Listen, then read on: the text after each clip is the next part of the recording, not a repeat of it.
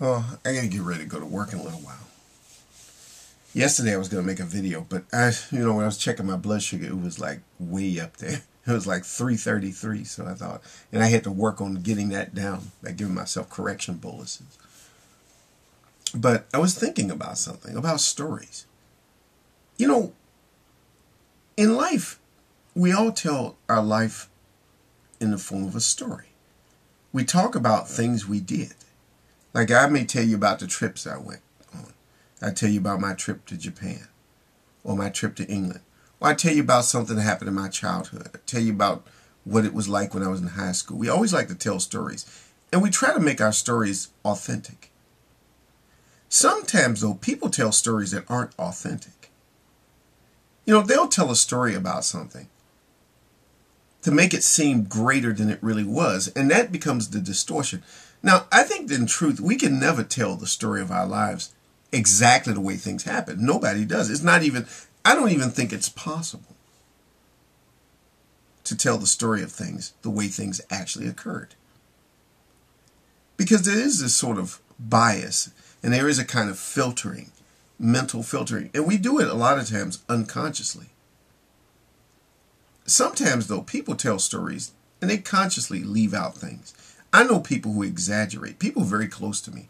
They'll tell a story, especially if I was there with them. They'll tell a story that totally is not in sync with what I said. And maybe my version of the story isn't 100% what happened. Maybe if we videotaped it, we could see something different. But there's always how you felt about it, what you thought about it.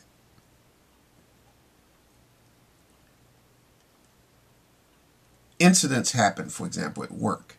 Or things happen, if you go to school, at school. And when you tell the story and somebody else tells the story, everything doesn't match up. Because we're not telling the story the way it happened. We tell stories the way we remember it. And our memories aren't perfect copies of the way things happen. I'm not going to say that our memories aren't perfect, because perfect assumes that a perfect memory will be a memory that's like a tape recorder. And maybe if we had memories like a tape recorder, we would cease to be human. And that wouldn't be good. So I'm not going to say our memories aren't perfect in the way that I'm talking about it. Our memories are the way they should be for us. We see things. And we tell stories.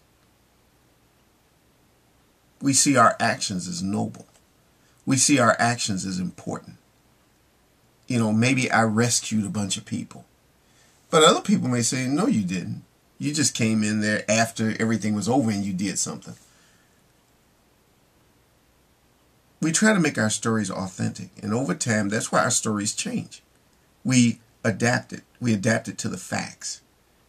As a new fact comes in, a fact that we cannot overcome, then we have to change it. I think it's the same thing like when you look at stories in the Bible, we have to change things. Well, that was a metaphor. Well, that was symbolic as new scientific facts come along. And it's the truth even in our own lives. If we tell a story, like I can think of something without mentioning somebody. There was a person at work who wanted a job. And she actually applied for that job and she took a test for it twice and everything. She really wanted that job. But she always tells the story where somebody offered her that job and she said, oh, no, I don't want that job. No, that job is not for me.